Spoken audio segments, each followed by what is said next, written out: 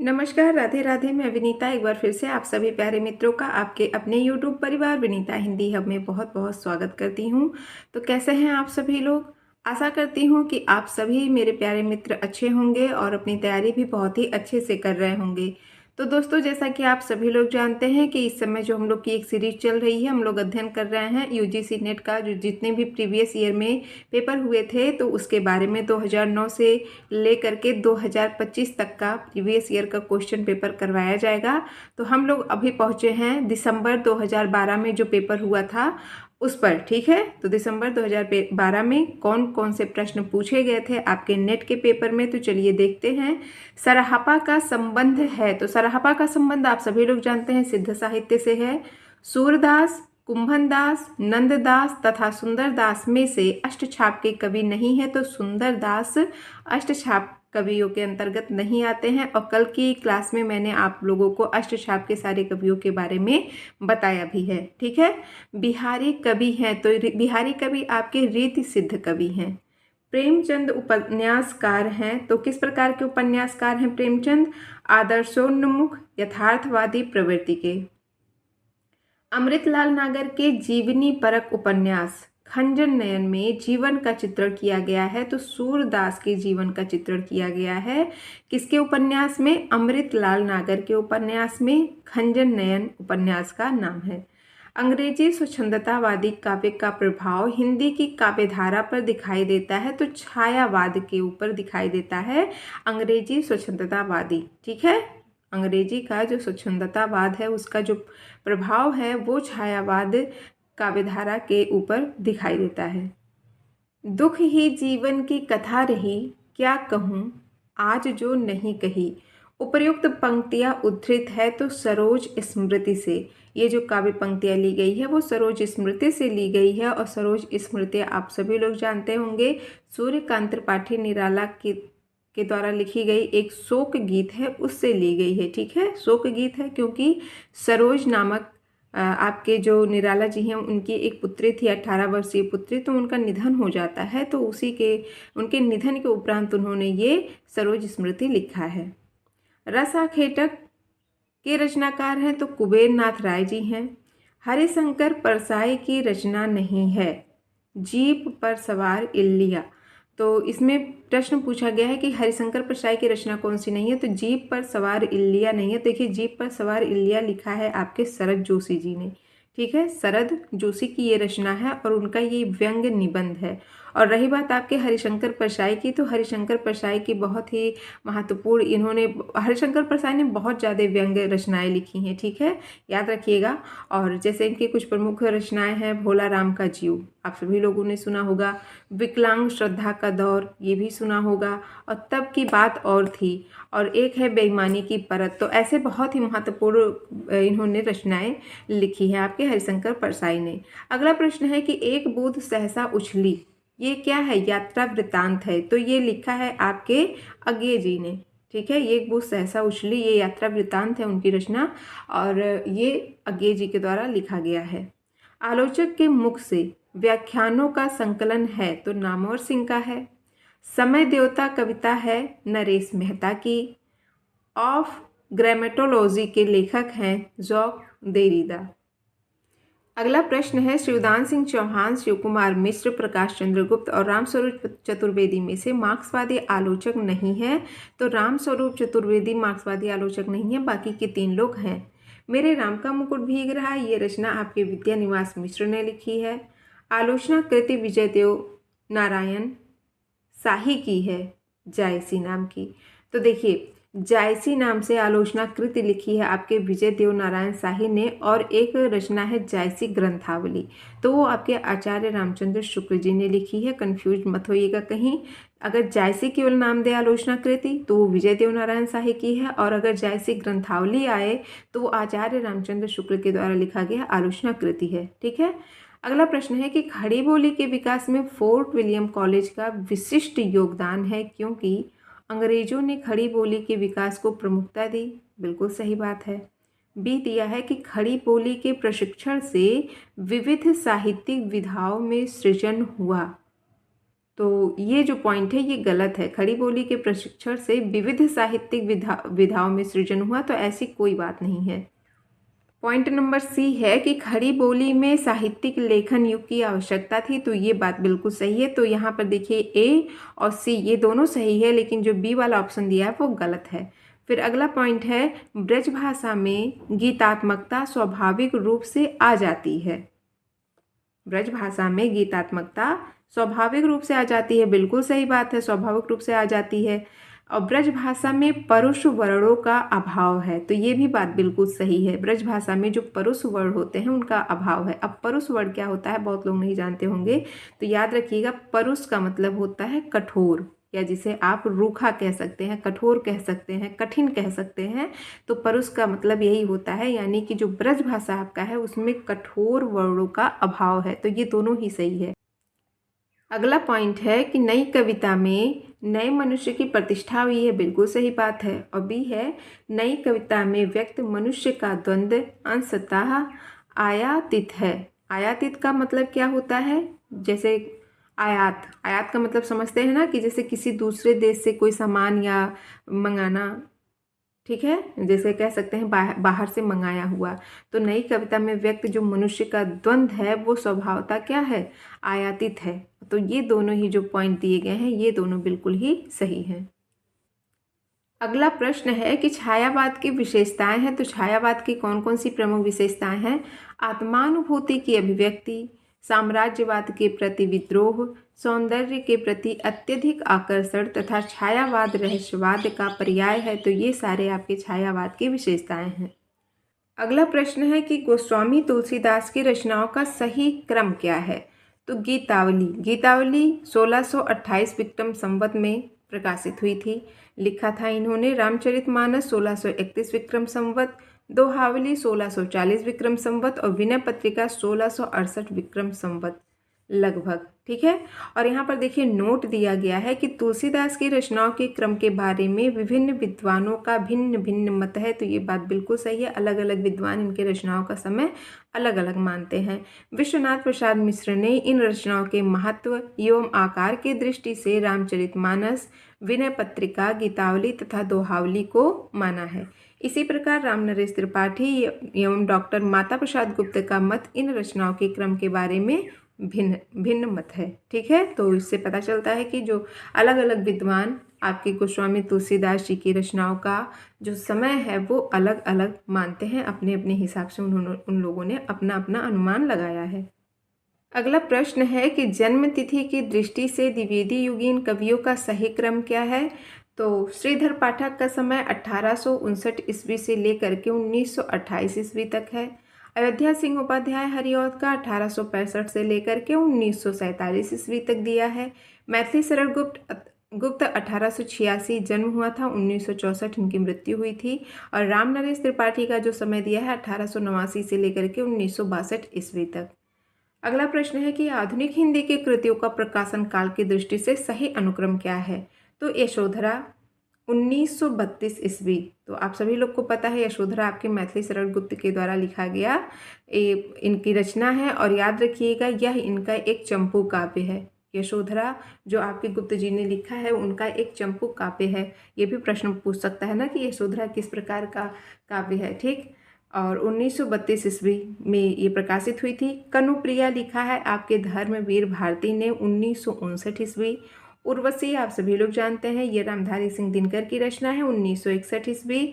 और आत्मजयी लिखा है आपके कुंवर नारायण जी ने, 1965 ईस्वी। अब यहाँ पर एक नोट दिया है कि यूजीसी द्वारा पूछे गए इस प्रश्न में से कोई भी विकल्प सही नहीं है।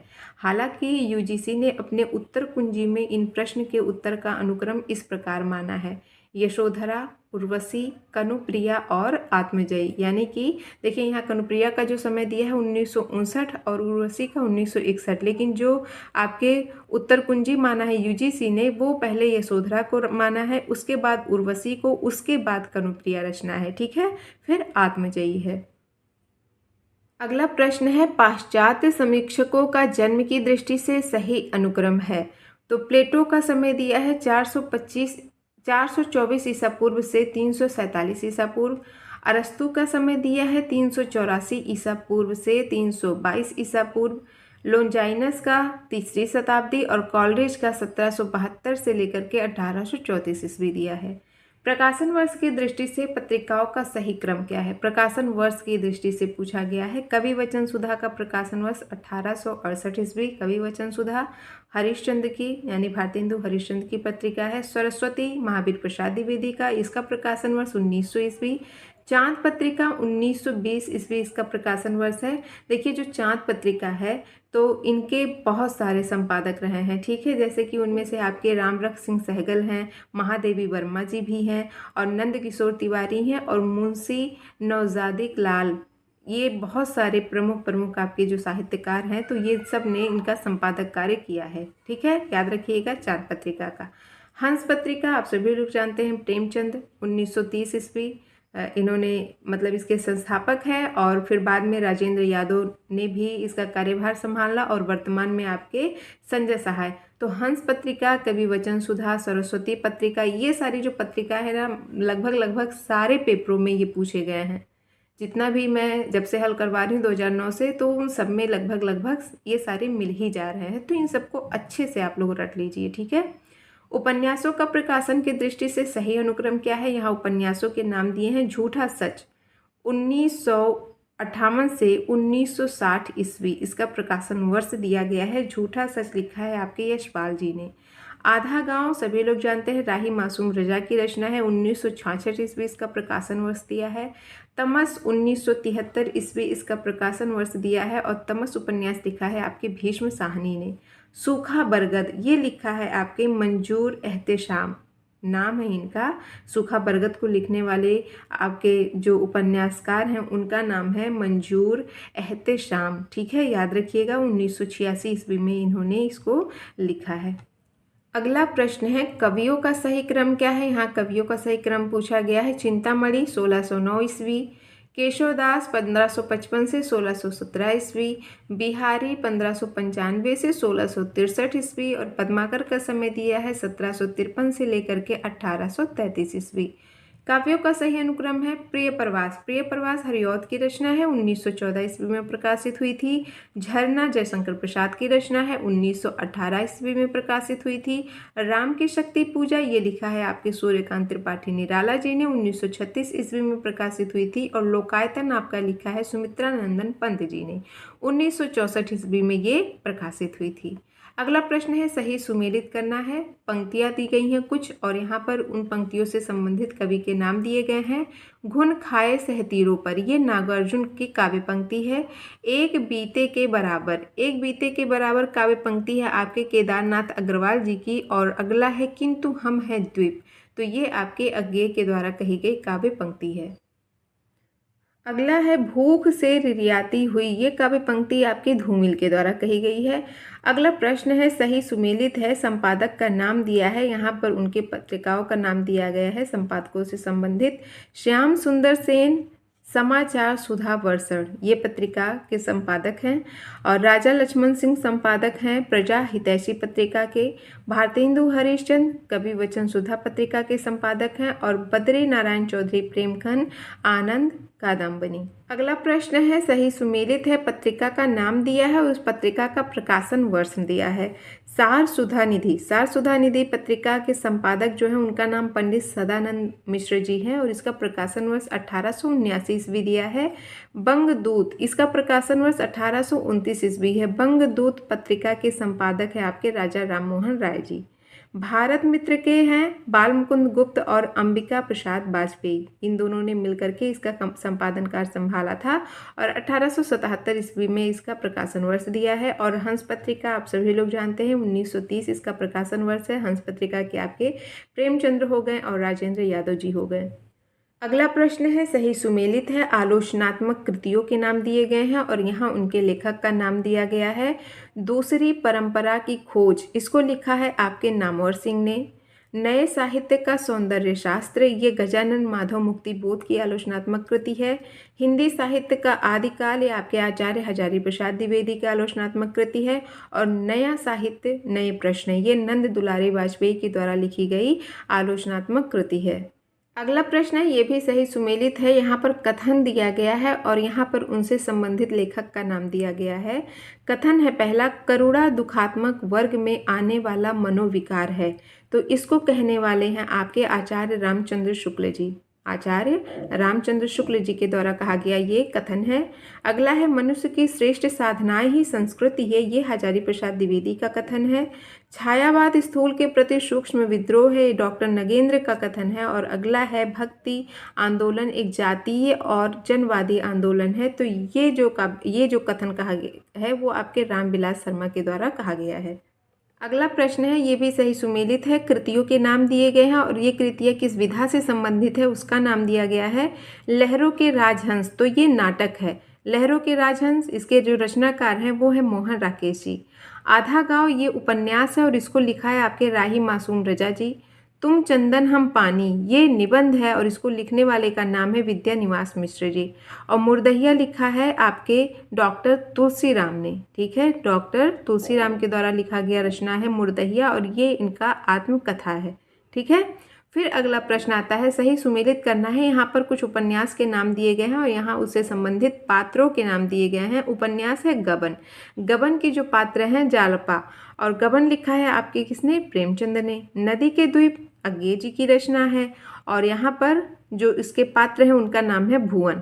मैला आंचल फणीश्वर नाथ रेणु के द्वारा लिखा गया उपन्यास है और इसके जो पात्र हैं डॉक्टर प्रशांत हैं। अगला है बाणभट्ट की आत्मकथा। तो ये लिखा है आपके आचार्य हजारी प्रसाद द्विवेदी जी। इसके जो पात्र हैं निपुणिका। अगला प्रश्न है, सही सुमेलित है। पात्रों के नाम दिए हैं, यहाँ पर उससे संबंधित नाटक का नाम दिया है। सिंहरण पात्र है चंद्रगुप्त नाटक से दिया चंद्रगुप्त नाटक का पात्र है सिंहरण और चंद्रगुप्त लिखा है आपके जयशंकर प्रसाद ने। युयुत्सु नामक पात्र अंधा युग का है और अंधा युग लिखा है आपके धर्मवीर भारती ने। जुनेजा ये आधे अधूरे नाटक का पात्र है और आधे अधूरे नाटक आपका मोहन राकेश के द्वारा लिखा गया है। दक्ष नामक पात्र है एक कंठ बिस्पाई नाटक का। तो एक कंठ बिस्पाई लिखा है आपके दुष्यंत कुमार ने।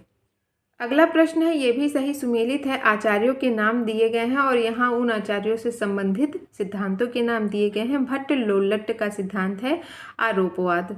शंकुक का सिद्धांत है अनुमितिवाद। अभिनव गुप्त का सिद्धांत अभिव्यक्तिवाद और भट्ट नायक का सिद्धांत भुक्तिवाद। तो ये कुछ प्रश्न ऐसे हैं यहाँ पर जो लगभग सभी परीक्षाओं में पूछे गए हैं। ठीक है, अगला प्रश्न है, ये भी सही सुमेल करना है। यहाँ आचार्यों के नाम दिए गए हैं, यहाँ उनका काल खंड दिया है। भामा का समय 6वीं शताब्दी है, क्षेमेंद्र का 11वीं सदी और विश्वनाथ का समय 14वीं सदी है और पंडित राज जगन्नाथ का 17वीं सदी दिया गया है। फिर अगला प्रश्न है स्थापना ए और तर्क आर करके। तो स्थापना ए में दिया है कि किसी व्यक्ति का लोभ उस व्यक्ति से केवल बाह्य संपर्क रखकर ही तुष्ट नहीं हो सकता, उसके हृदय का संपर्क भी चाहता है। ये बात बिल्कुल सही है। किसी व्यक्ति का लोभ उस व्यक्ति से केवल उसके बाहरी संपर्क अगर हो गया तो उससे वो तुष्ट नहीं होगा, उससे संतुष्ट नहीं होगा, बल्कि उसके हृदय का संपर्क भी वो चाहता है। तो ये जो कथन है वो सही है। अब इसका तर्क क्या दिया है, लोभ प्रेम का मूल है। बिल्कुल गलत बात है, प्रेम का मूल लोभ नहीं होता है। ठीक है, तो इसका जो ए दिया है स्थापना वो तो सही है, लेकिन जो इसका तर्क दिया है वो गलत है। अगला प्रश्न है, स्थापना ए दिया है कि भरत मुनि के अनुसार अस्थाई भाव ही रस रूप में परिणित होता है। बिल्कुल सही बात है। और इसका तर्क दिया है उनके प्रसिद्ध रस सूत्र में अस्थाई भाव का स्पष्ट उल्लेख है। तो ये भी बात बिल्कुल सही है, ए और आर दोनों सही है। स्थापना ए है, बिनु पग चले सुने बिनु काना। बिनु पग चले सुने बिनु काना असंगति अलंकार का उदाहरण है। बिल्कुल गलत बात है, ये असंगति अलंकार का उदाहरण नहीं है। असंगति अलंकार में कारण के बिना कार्य हो जाता है, तो ये बात बिल्कुल सही है। ये असंगति अलंकार का जो परिभाषा है उसमें होता है कि बिना कारण के ही कार्य हो जाता है। ठीक है, तो ये इसका जो स्थापना ये दिया है वो गलत है और जो इसका रीजन दिया है आर वो सही है, क्योंकि असंगति अलंकार में कारण के बिना कार्य हो जाता है। अगला प्रश्न है, स्थापना ए दिया है, भाषा वैज्ञानिकों की दृष्टि में हिंदी और उर्दू अलग अलग भाषाएं हैं। ये बात बिल्कुल गलत है, अलग अलग भाषाएं नहीं हैं। ठीक है, तर्क आर दिया है, उनका व्याकरण एक ही है। ये बात सही है, जो हिंदी और उर्दू का व्याकरण है वो एक ही है। तो भाषा वैज्ञानिकों ने हिंदी और उर्दू को अलग माना ही नहीं है, मतलब अलग अलग भाषा नहीं मानी है। ठीक है, बोलियां हो सकती हैं, भाषाएं अलग नहीं हो सकती हैं। तो देखिए, इसका जो ए दिया है वो गलत है और आर जो दिया है वो सही है। अगला प्रश्न है, स्थापना ए मैथिली संविधान की 8वीं अनुसूची में शामिल भाषा है। बिल्कुल सही बात है। तर्क आर दिया है, इसके शामिल होने से हिंदी भाषियों की संख्या में वृद्धि हुई है। तो ये गलत है। किसी भाषा के संविधान में शामिल होने से उस भाषा की वजह से संख्या में वृद्धि नहीं होती है। ठीक है, मतलब उस उस भाषा को इस्तेमाल करने वाले लोगों की संख्या की वृद्धि इसलिए नहीं होती है कि वो संविधान में शामिल हो चुकी है। तो इसका जो ए है वो सही है, लेकिन जो आर दिया है, तर्क दिया है, वो गलत है। फिर अगला प्रश्न है, अभिकथन। अभिकथन दिया है, अभिकथन ए है, हमारे मत में हिंदी और उर्दू दो बोली न्यारी न्यारी है। यह कथन राजर्षि प्रसाद सितारे हिंद का है। ये बात गलत है। और तर्ककार दिया है, यह कथन ईस्ट इंडिया कंपनी की भाषा नीति के विरुद्ध है। तो ये दोनों ही, जो इसका अभिकथन दिया है और तर्क दिया है, ये दोनों ही गलत है। तो इसी के साथ जो दिसंबर 2012 में हम लोग का पेपर हुआ था, द्वितीय प्रश्न पत्र, तो वो होता है समाप्त। आप लोग को क्लास कैसी लगी कमेंट बॉक्स में ज़रूर बताइएगा और लाइक शेयर करना मत भूलिएगा। जो लोग पहली बार मेरी वीडियो को देख रहे हैं उनसे रिक्वेस्ट है कि चैनल को सब्सक्राइब जरूर कर लीजिएगा। अब मिलते हैं कल हम लोग 2013 जून में जो पेपर हुआ था उसके साथ। तब तक के लिए मुझे आज्ञा दीजिए। धन्यवाद।